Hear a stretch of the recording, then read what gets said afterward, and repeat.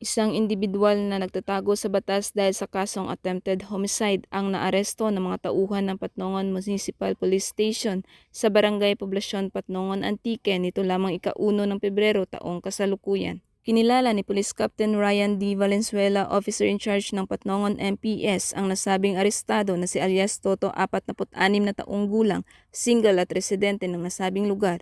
Sa bisa ng warrant of arrest na may criminal case number RT-BGS-2023-P attempted homicide ng Revised Penal Code Article 249 na inisyo ni Honorable Mario de Guzman Andres, Presiding Judge, Regional Trial Court 6 Judicial Region Branch 64 Bugasong Antique noong ika-23 ng Enero taong kasalukuyan, matagumpay at maayos na nahuli ang nasabing personalidad.